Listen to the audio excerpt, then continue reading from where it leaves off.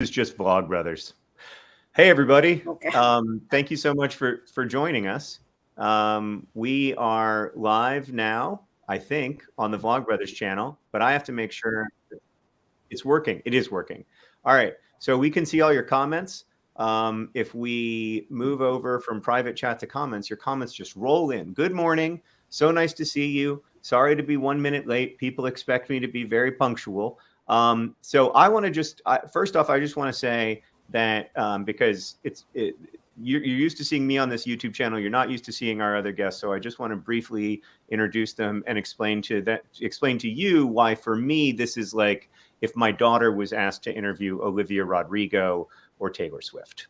We're joined by four of my absolute heroes, four people I look up to a lot: Dr. Animesh Sinha, Dr. Carol Mitnick, Nandita, and Fumeza.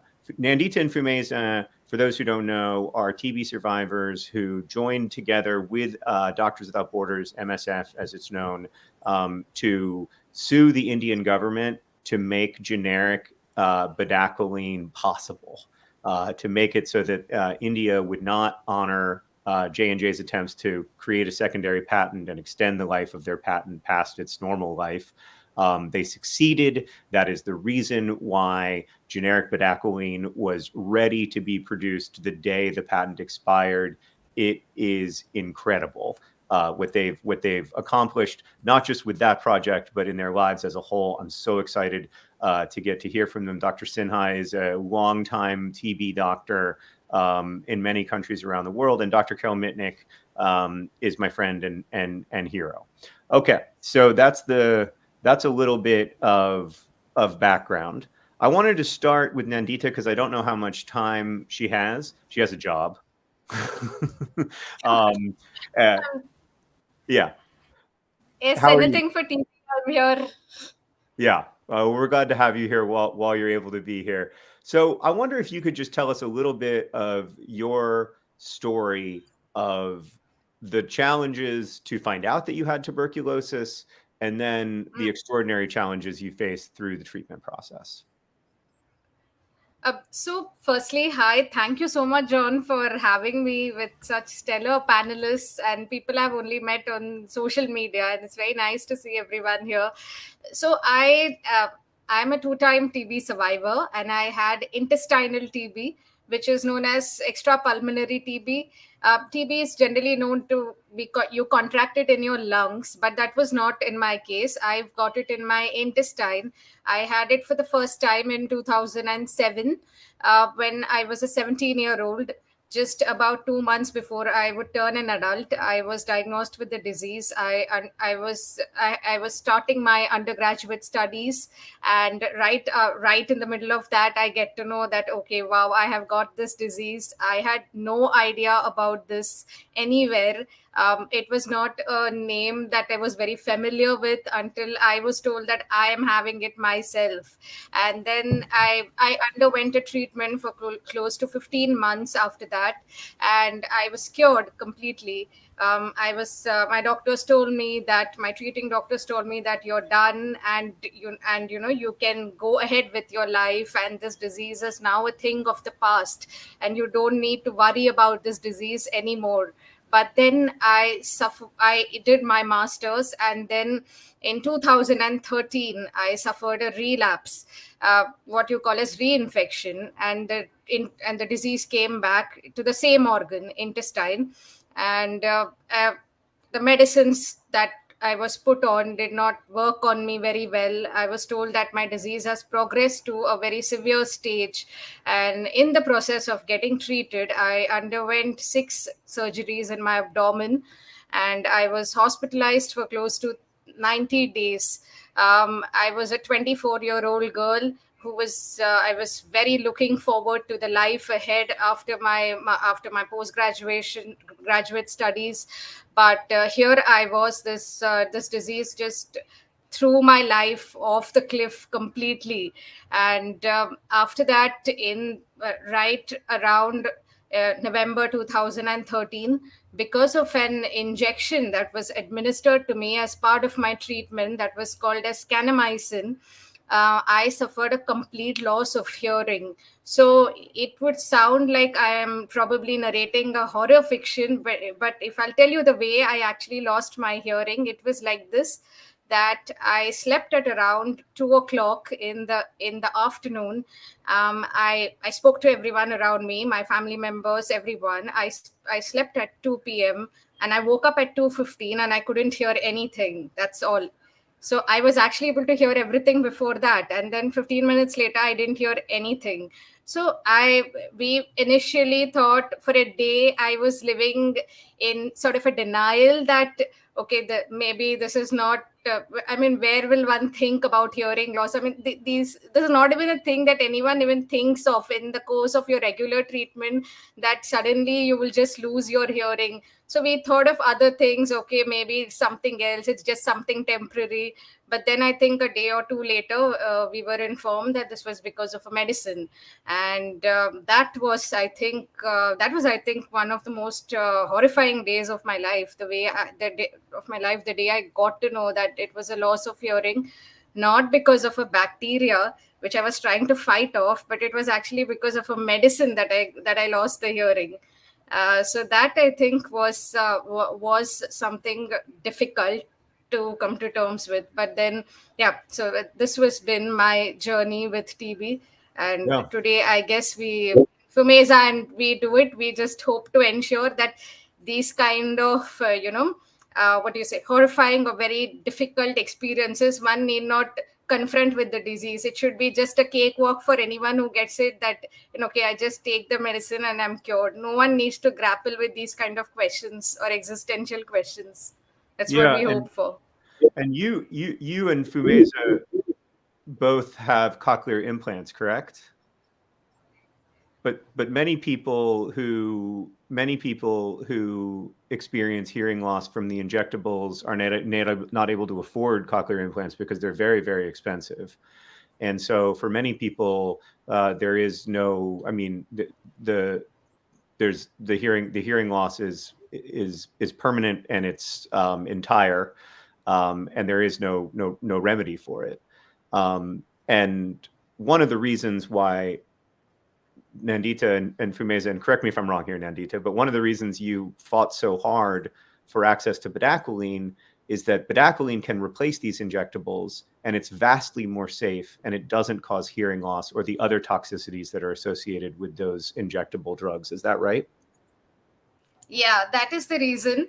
I would like to add here that no drug comes without its side effects. Of course, bedaquiline, you have to be careful about, say, cardiotoxicity, and even I think over the years, from what researchers have done, this is not me saying. I think Dr. Carroll and everyone who works on TB will attest to the fact that, and I'm talking from what they have done from their work, that bedaquiline is seen as something safer, and and the fact that it is not really I don't think these kind of medicines should exist anymore, where they just pack off your ears or they pack off your kidneys and things like that. And what I was barely 23, 24 years old. I keep saying and emphasizing on my age, only because of the fact that it's a young girl, and we were young people who had to go through these kind of experiences, which was, I felt at least the hearing loss bit could have been completely avoided had we seen better drugs available for, or better treatments, whether it is diagnostics or even whether it is better medicines. And I say that before I hand it over to you, John. I say that because I actually got this realization even more when I saw what happened with COVID. So in the 2 years when we saw the COVID crisis unfold, I was in the UK and I was pursuing a master's at the University of Oxford, where I had received a full scholarship to go and study there. And I was seeing the COVID crisis unfold, and I saw the kind of treatments that were coming up every other day, and in every other week I would see an announcement of a drug, of a vaccine, or something that's just coming up. But then I would think that everybody were talking about, oh my God, we have to isolate ourselves. We are feeling so terrible. We are feeling so lonely. And I would think that this is not something new. I've gone through all of this already. Yeah. And I would, that was that sort of, the dissonance was very stark when I saw, especially COVID made me realize that the difference. Yeah. Yeah, I mean, I think it says a lot. Like, the reason we're in this mess is because between 1940 and 1965, in those 25 years, we developed 8 classes of drugs that can treat tuberculosis. And then between 1965 and 2013, we developed none.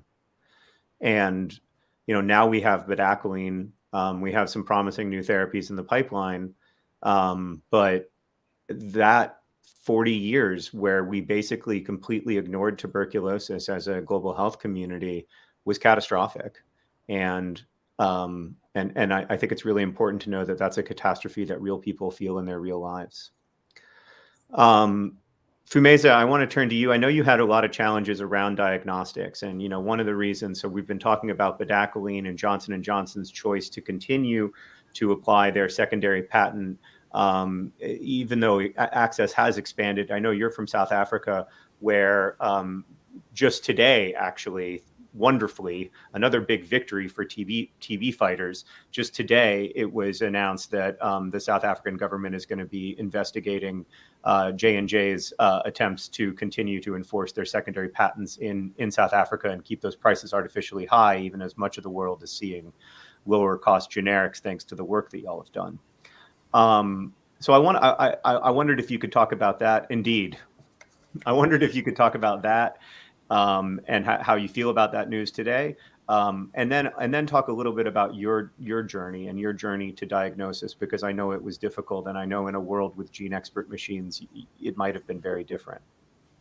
Yes, thank you, John. So I think it's good news because South Africa is the only country that was actually getting bedaquiline from Johnson & Johnson at a much higher price compared to any other country. So it was unfair for people actually living with the disease.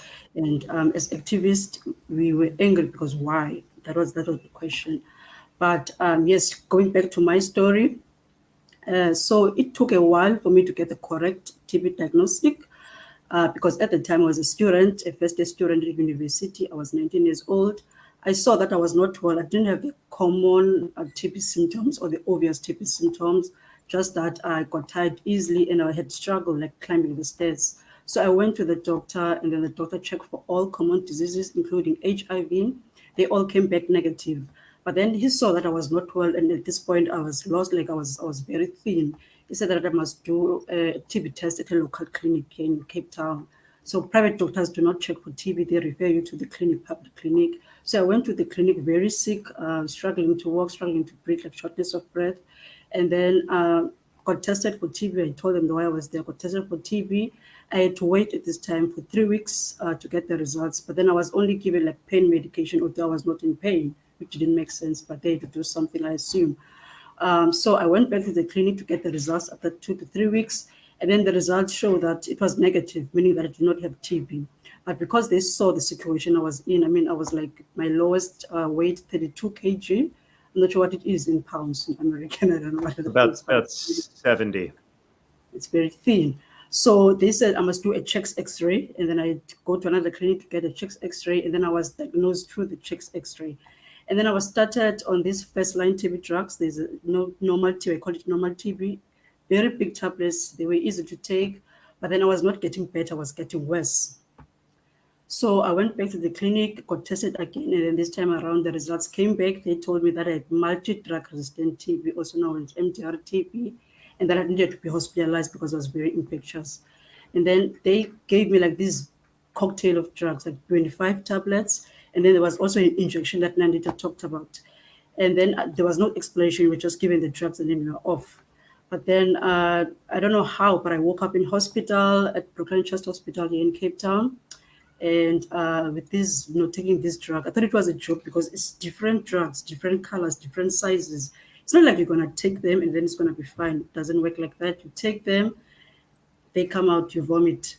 And then after months doing that almost every day, the injection, it's very, very painful. It's been described as if you are being injected by lava, that hot thing that yeah.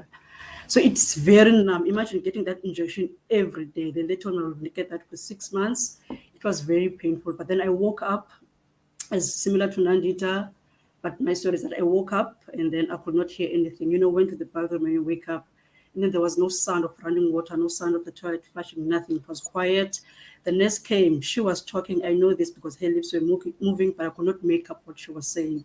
She just took a pen and paper and just wrote down everything, and I must go to the audio department to get my ears tested. I did the test. I could hear some sounds. I could not hear some sounds.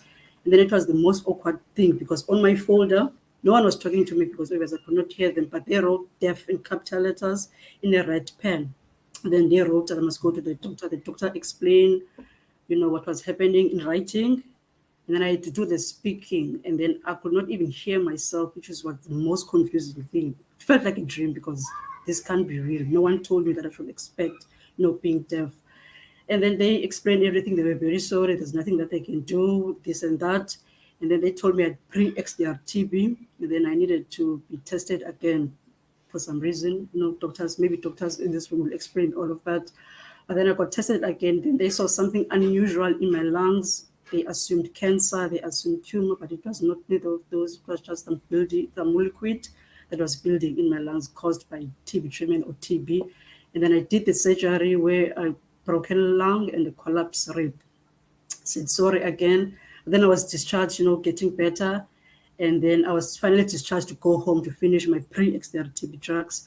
But after 9 months or so, XDR, they told me I had 20% of surviving, and that the pre-XDR TB drugs have stopped working, and now I have full-blown XDR TB. And I was given an option because at the clinic there was an MSF doctor who was there, Dr. Jennifer Hughes. She explained fully each drug that I would be taking. And then they told me about this other drug that they were willing to try it. It was my choice whether I want to take the drug or not. So they gave me a choice. I take the drug and hope for a miracle, that's what you said, or I don't take the drug and then just pass away, because I was also advised to say a priest, to prepare my soul. Long story. It's very, very long. But anyway, after intervention from MSF and my willingness to live, I was finally cured after 3 years and 8 months.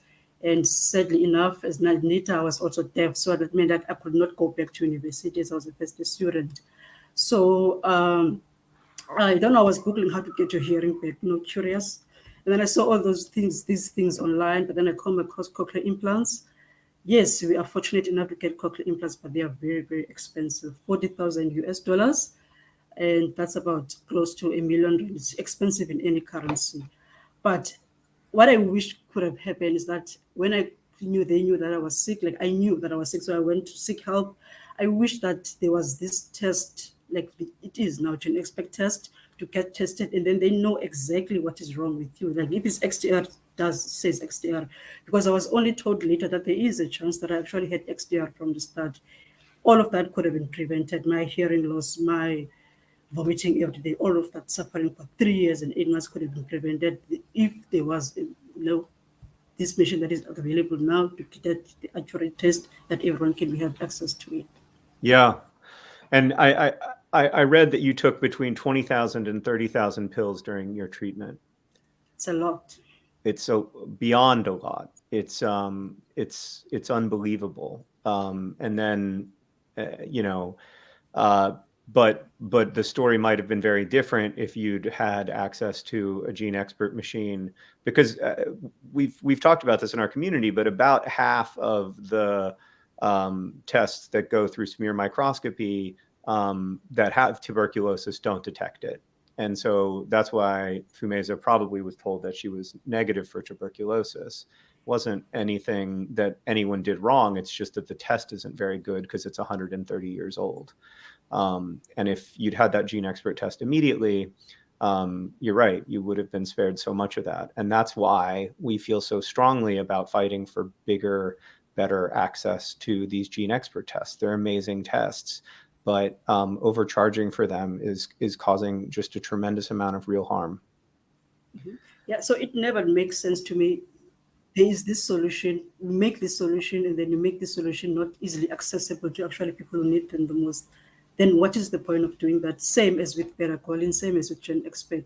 why make something and make it, make it to help, but then it's not accessible to the people who actually need it the most, so that they can have a quality life, continue with their lives and just be as normal as possible. That's right. Called normal, yeah.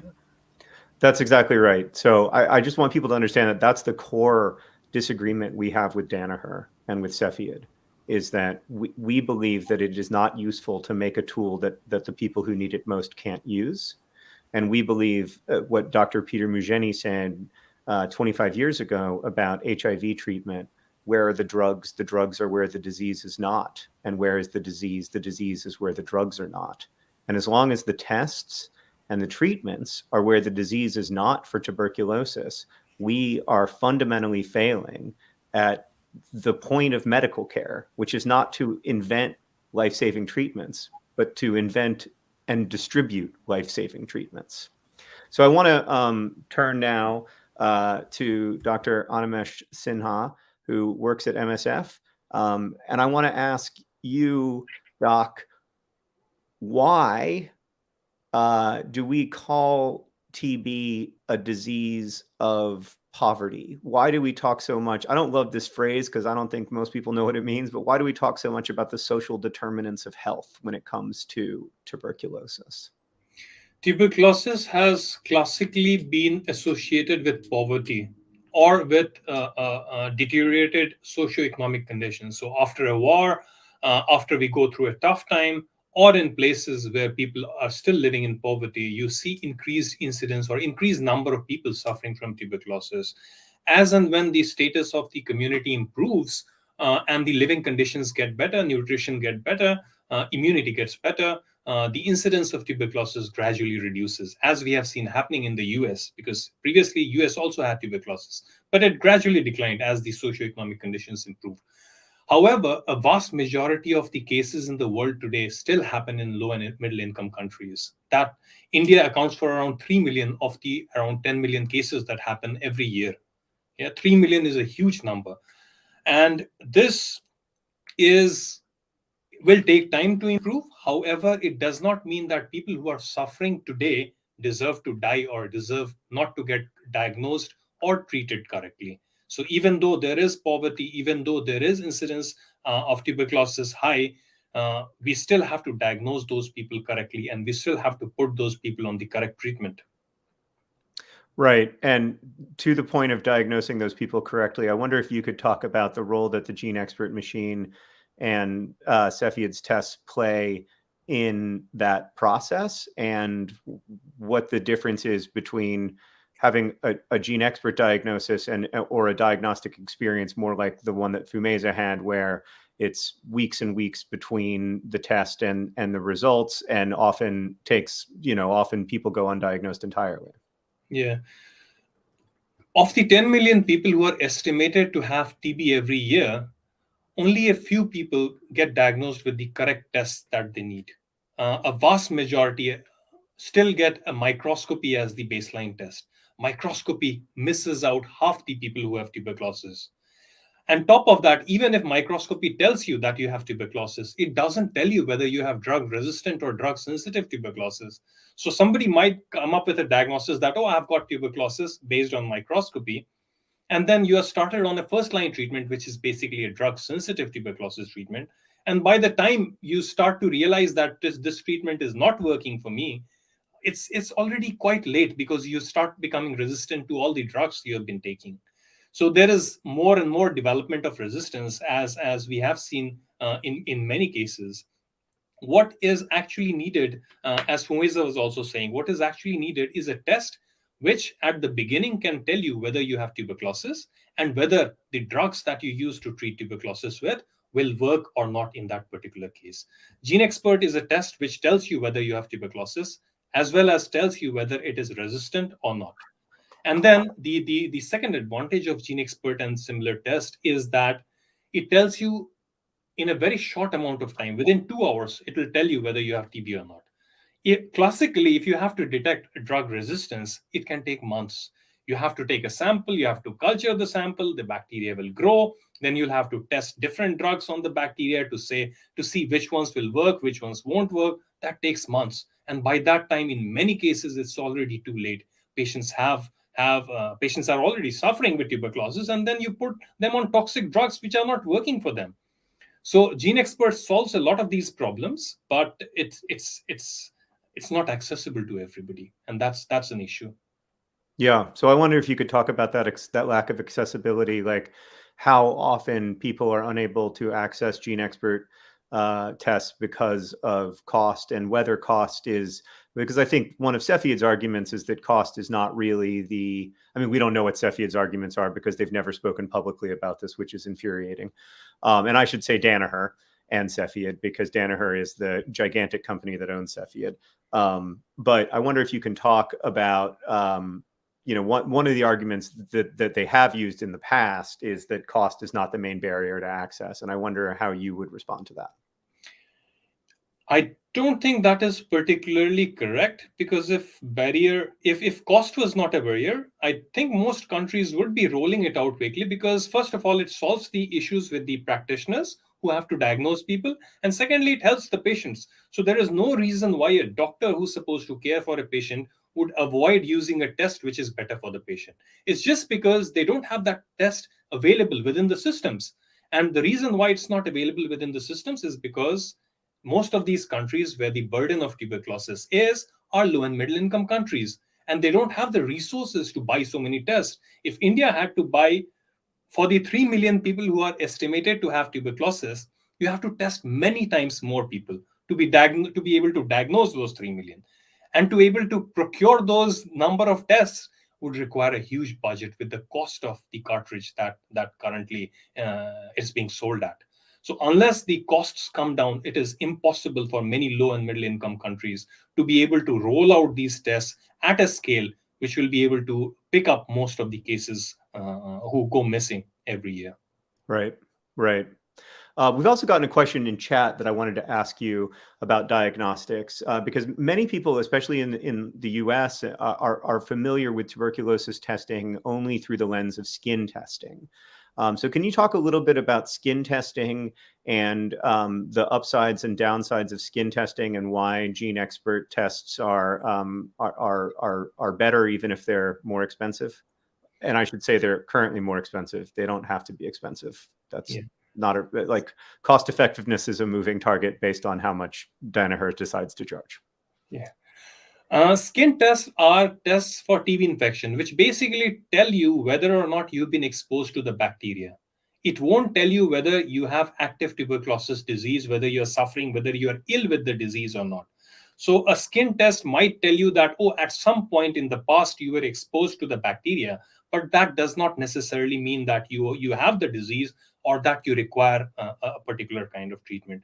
GeneXpert is the one which will tell you whether you require, whether you have active disease and whether you require treatment. Skin tests might be beneficial in certain circumstances. However, it is not the test of choice for the vast majority of people who suffer from tuberculosis. Right, right. And because a lot of people have been exposed to TB, something like 2.5 or 3 billion people might test positive on a skin test. That's correct. Yeah. Okay, Dr. Mitnick, can I move toward you? Hi.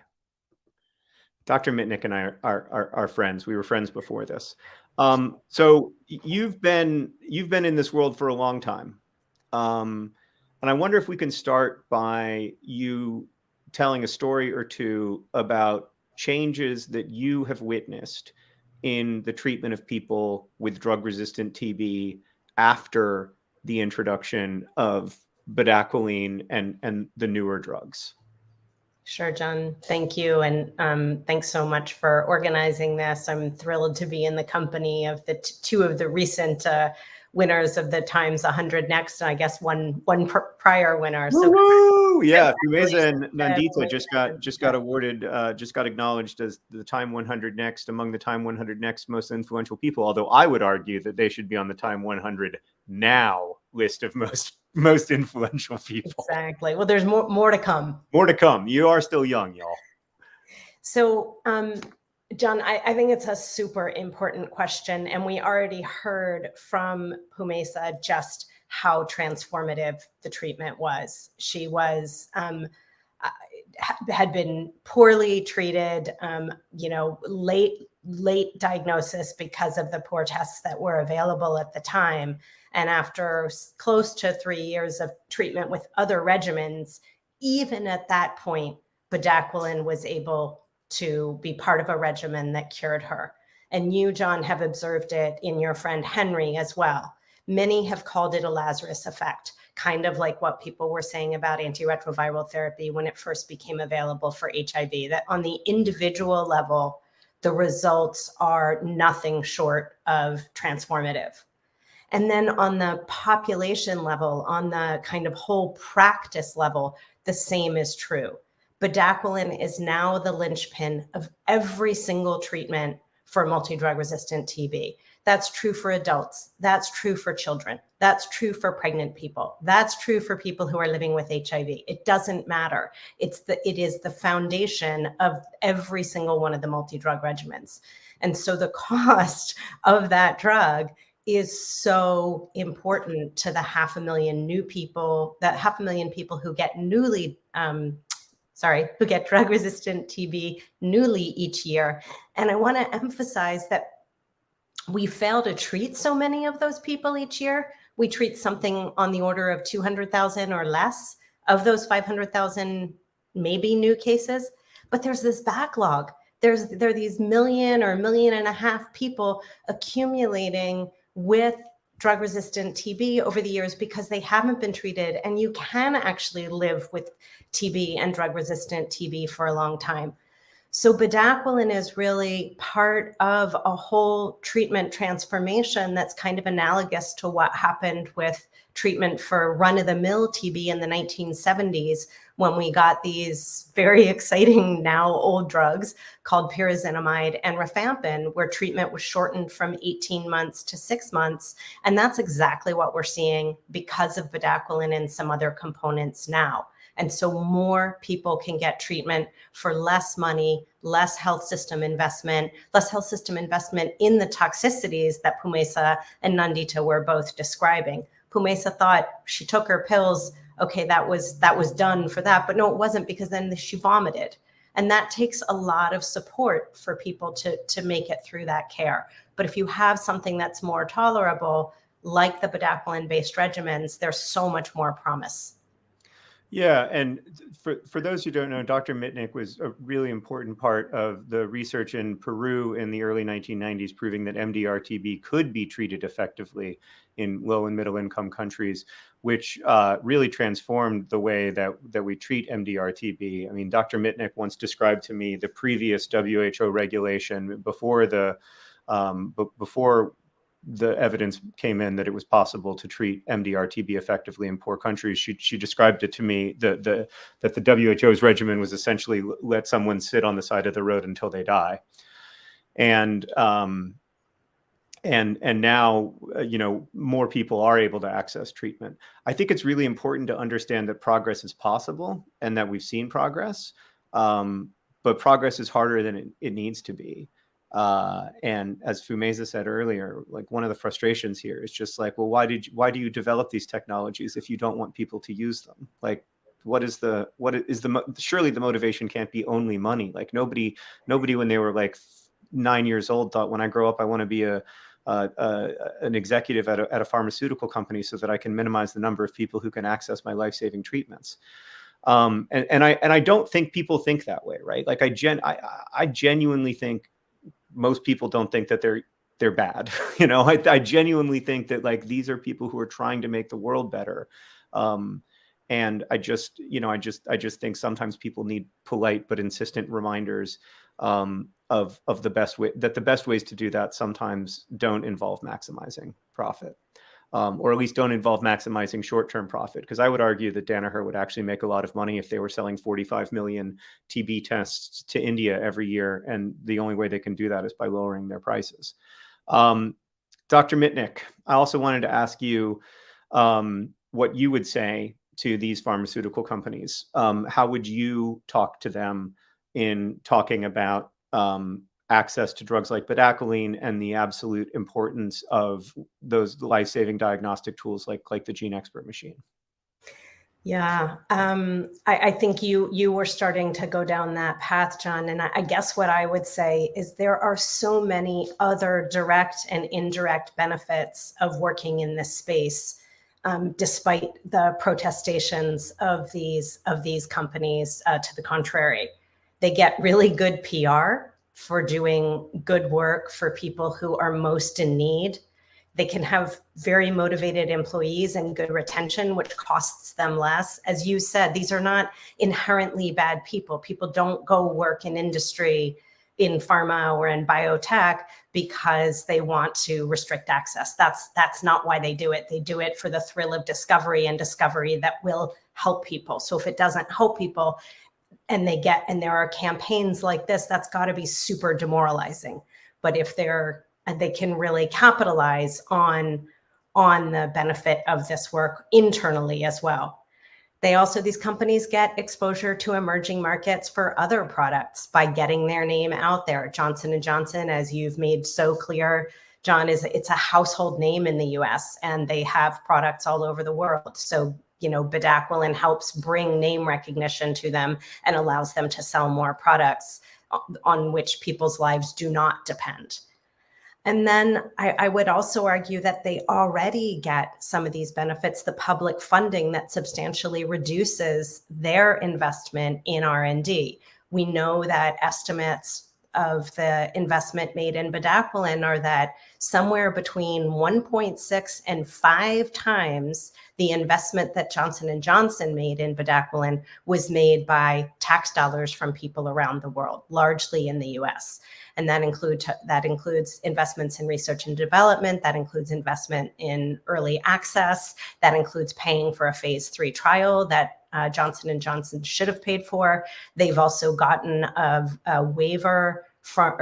voucher from the Food and Drug Administration that they can use for another drug to get an accelerated review. So there are all kinds of benefits, is what I would say to them. They don't have to rely on unlimited profits. Yeah, Matt just said, this is crazy to me. I had no idea how egregious this was. Good. That's why we're doing this, Matt, is to call attention to how egregious this is and to try to help each other work together to help these companies understand that they can make better choices and that those choices can still be good for business, as Dr. Mitnick just pointed out. I do want to say, there will be info about this after we finish the live stream, like in the comments and in the video info. But if you're as inspired by this conversation as I am, please reach out to Danaher, tag them on social media, reach out to them via phone, although they did shut down their public-facing phone line yesterday and it's still not back up. But there is another number that you can call and leave a message. Be polite, of course. The person who's answering the phone is not the person who's making the decision, but I think it's important for them to know that we're paying attention and we're going to keep paying attention. And this is not a 2-day campaign. This is something that MSF and Nandita and Fumeza and Dr. Mitnick and Dr. Sinha have been working on for years and years and years. And so this isn't day 2 of 2. This is for them, day 1,388 of however many days it takes. And I think it's really important for Danaher to know that like this isn't going away. This isn't a storm that's going to blow over. And so please reach out to them on email, tag them on social media. It works. They don't like it. We know they don't like it because there are a lot of Danaher and Cepheid employees who are in my DMs telling me that they don't like it, and also telling me exactly what Dr. Mitnick said, which is that they didn't get into this business and dream about doing this work in order to deny patients access. And so I think the internal pressure is really key as well. If you work at Danaher or Cepheid or know someone who does, just know that internal pressure is also mounting and working. So I want to open it up for questions now to our lovely community. You can flood the chat with questions because I'm really good at reading questions fast after 17 years of doing live streams. So, and then I will ask the questions. But yeah, do try to be respectful. I like having DMs that are only about tuberculosis. Actually, it's great. It's very clarifying. So no problems there. We have not heard anything, unless something's happened in the last hour. We haven't heard anything from our friends at Danaher and Cepheid, which tends to be their usual comm strategy. But we will eventually, because we'll just keep escalating. So yeah, so please leave your questions and comments and we'll go from there. I'm so grateful to be able to talk with all of y'all. And yeah, thank you. Elian asks a great question that I don't know if we have an answer for, is do we know how much of the percentage of the development of GeneXpert came from public funding? I don't know if anyone wants to comment on that. We know that it was $250 million. I don't know what percentage that was of their total funding. Ooh, look, it even appears on the screen, the question. Goodness gracious. John, I don't know if others can answer that question. I can't, but I can just say generally that this is part of the problem, is a total lack of transparency about the cost to manufacture the individual cartridge, the costs of investment in the whole product development. And so we're left either doing independent studies like the one that MSF commissioned to come up with the cost of the cartridge as being between $3.50 and $4, or just waiting for them to say something. Right. Yeah. John, if I may add, Cepheid received around $250 million in public funding to develop the expert technology. Yeah, that's a lot of money.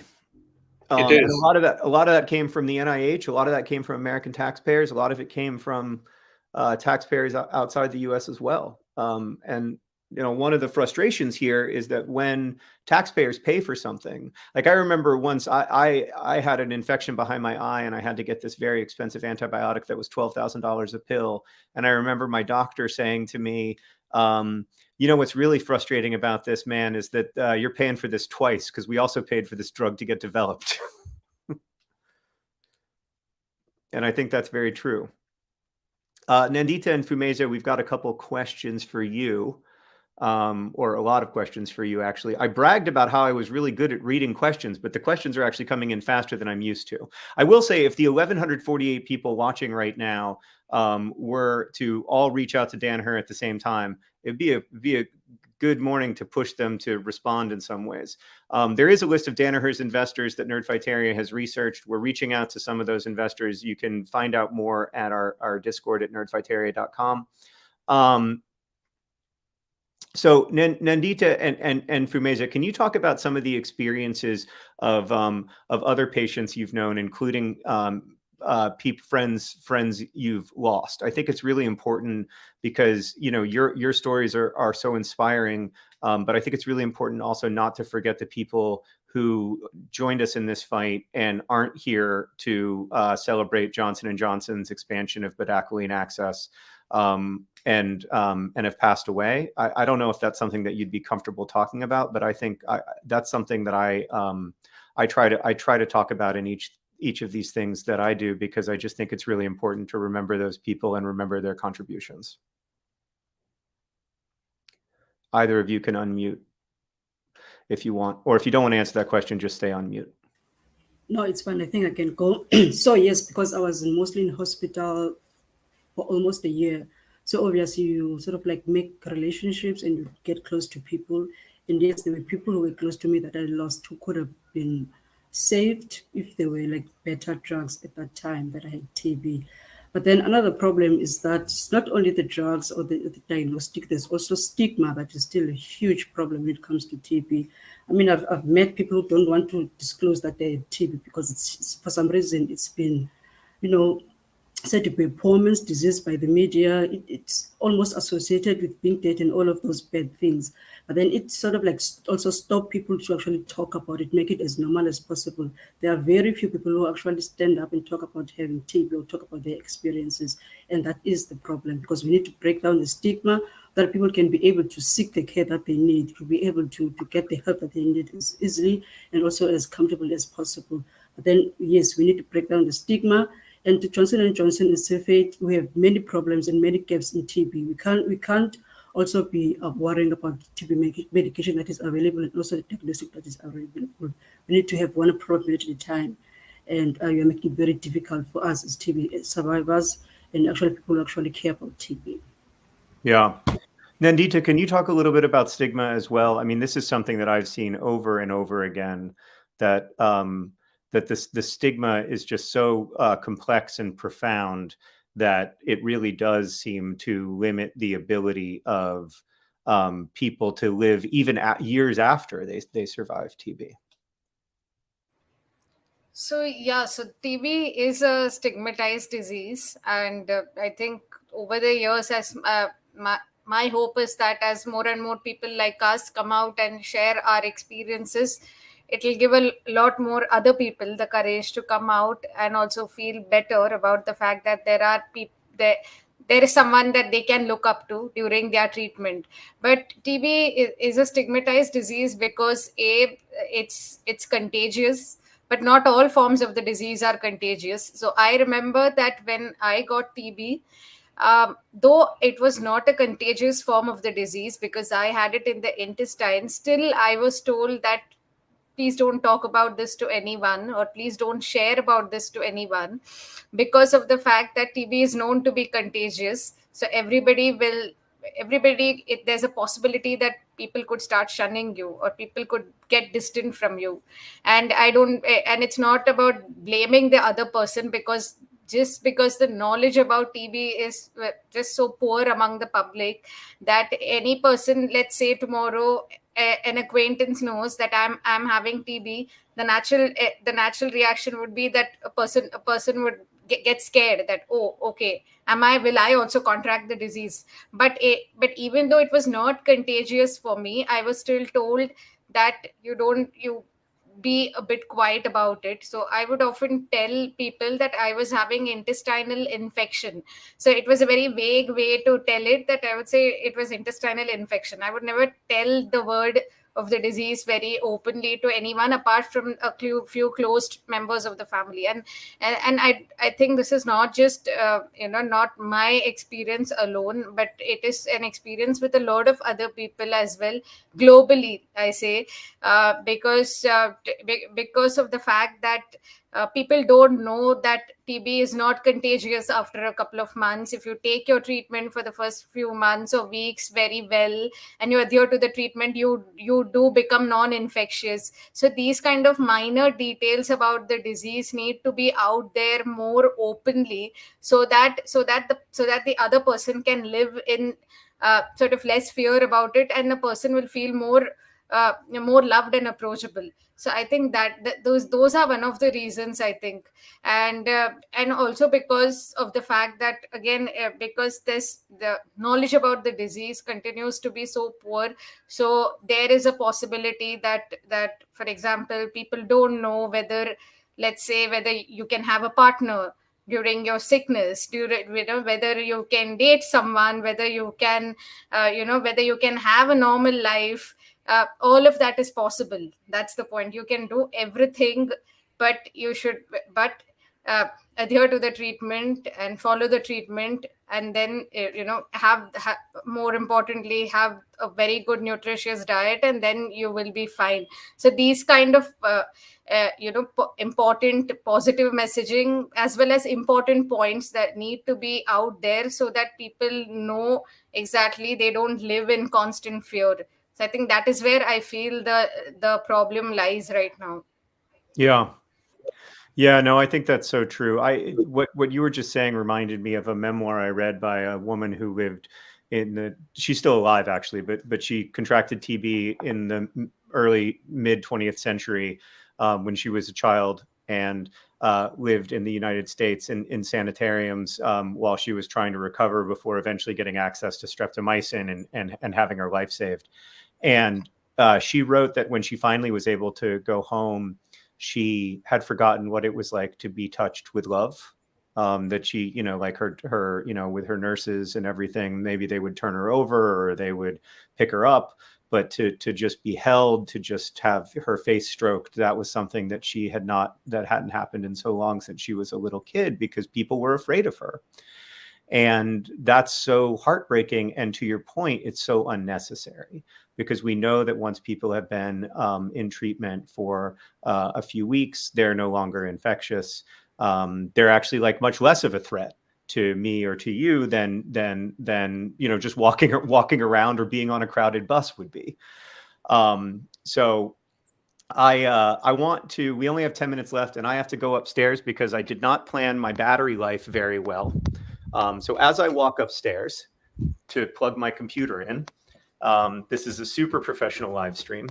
I want to offer each of you the chance to kind of give us some closing remarks. If there's something that you want to say that you haven't said, something that you want to tell people about your experience or about what you think we can accomplish together. And maybe I'll start with Dr. Mitnick.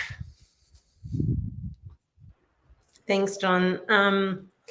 And thanks, Nandita and Pumesa, for those comments about stigma. I guess maybe I would wrap up with two things, one unplanned on the stigma front. I generally, the response to destigmatizing is to tell the people with the stigmatized condition to disclose, that somehow that's supposed to magically destigmatize the condition, and it puts more burden on the person who's already unwell, in the case of, say, TB. And I just want to highlight what you guys were all saying, that if diagnosis is rapid, if treatment is rapid, people become non-infectious pretty much as soon as the treatment starts. All of these are ways to destigmatize the disease. And for communities to understand that the best thing they can do is support people to get prompt care and help them through care. So that would be one remark. On this issue around the profits from these companies that are making products that are essential to the lives of people with TB or affected by TB, I would say that unlimited profiteering kills, and that we have to have limits on profits on life-saving treatment. And it's not either or. There is still room for profit to drive innovation, but there can still be limits on it. And in the same vein, no more of this double dipping. No more you get public funds to develop something and then you get to profit endlessly from it.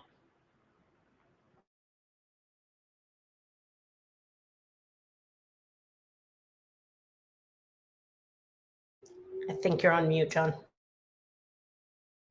Oh, okay, great. Thank you, Carol. I was going to turn it over to Dr. Sinha. Yeah, I think what Nandita and Pumesa have brought out is what many people go through every year and for the last many years.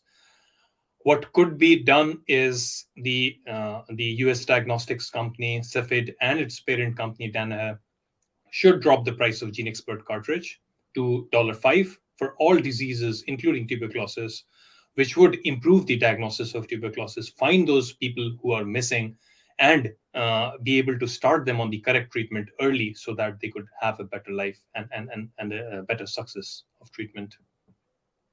Yeah. Pumesa? So when it comes to testing, as I said, it's not easy to just wake up and go to the clinic.